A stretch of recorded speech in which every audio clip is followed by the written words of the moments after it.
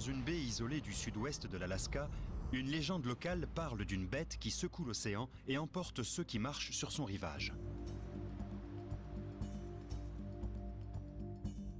En 1958, un pêcheur s'est trouvé face à face avec la bête. Une mystérieuse vague, plus haute que la Tour Eiffel. L'histoire de cet incroyable phénomène avait commencé 5 ans auparavant, avec 2 géologues américains envoyés en mission dans la lointaine baie de Lituya, en Alaska.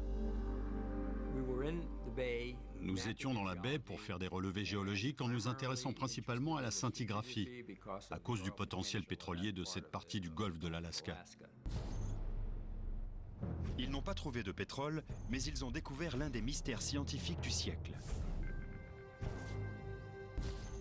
George Plafker était l'un des 2 géologues. Le détail qui vous saute aux yeux quand vous êtes dans cette baie et que vous l'examinez de près, c'est que l'âge des arbres diffère à mesure que vous vous éloignez du rivage. Plafker et son collègue remarquent qu'un groupe de jeunes arbres encercle la totalité de la baie à des centaines de mètres au-dessus de l'eau. Les chercheurs savent que cette modification brutale de la végétation signifie qu'un cataclysme d'envergure a frappé la région. Mais ils ne voient aucun signe d'incendie ou d'avalanche.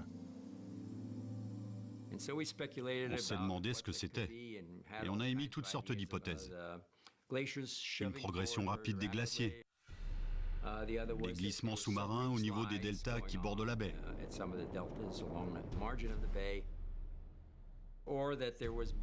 ou une grosse masse d'eau provenant des glaciers qui aurait brusquement inondé la zone située en contrebas. On avait pensé à tout, sauf à la bonne hypothèse, celle qui concerne la formation de ce type de vague. Les géologues quittent la baie de Lituya sans avoir résolu le mystère. 5 ans plus tard, ils ont leur réponse. En 1958, Howard Ulrich emmène Howard Jr., son fils de 8 ans, pêcher dans la baie de Lituya. On est allé mouiller dans notre point d'ancrage favori.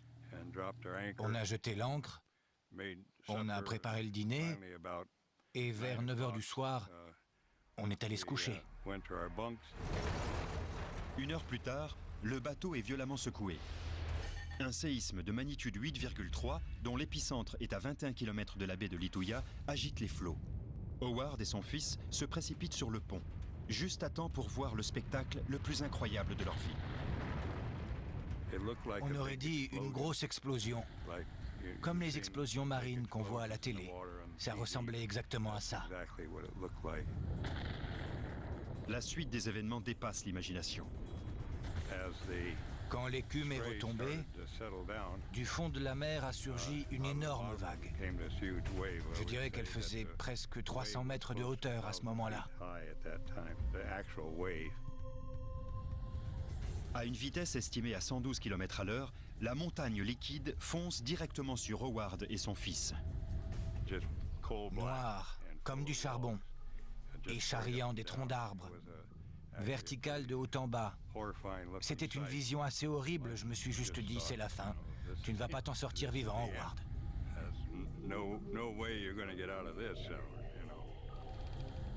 Dans une tentative désespérée pour maintenir son bateau à flot, Howard met le moteur en marche et fonce droit sur la bête.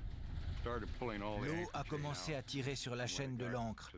Et quand elle est arrivée au bout, j'ai pensé qu'elle allait arracher la proue du bateau. Mais elle a juste cassé la chaîne, comme si elle n'avait jamais existé. La gigantesque vague soulève la petite embarcation dans les airs. J'ai regardé par-dessus la poupe et j'ai vu les arbres au-dessous de nous. Je me suis dit que c'est là qu'on allait finir.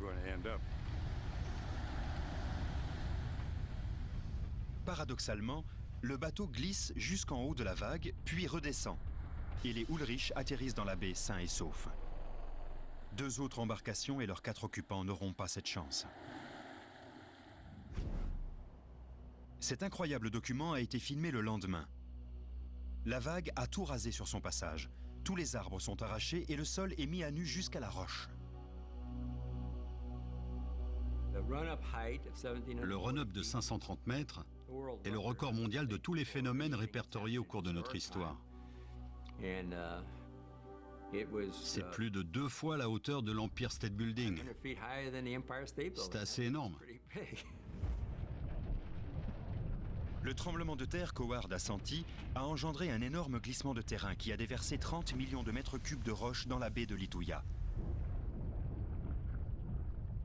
En s'écrasant dans l'eau, les débris ont généré la vague géante.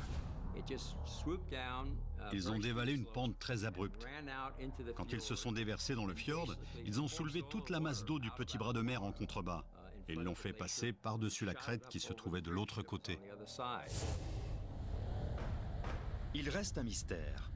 Le volume d'eau déplacé dépasse le volume de terre qui est tombé dans la baie. Il faudra attendre 42 ans pour le résoudre.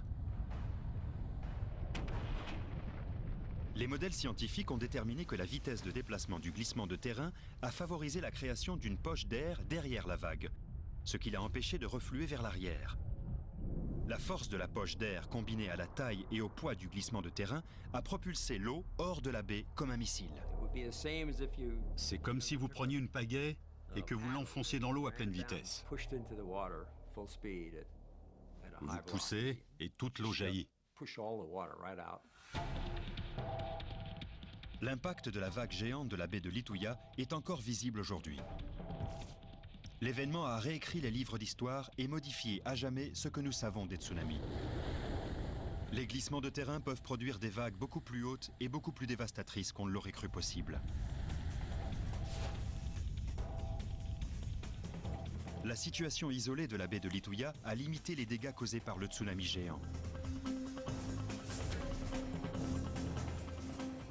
Imaginez un glissement de terrain qui génère une vague encore plus haute, qui s'abat sur une grande ville, et vous avez une méga catastrophe.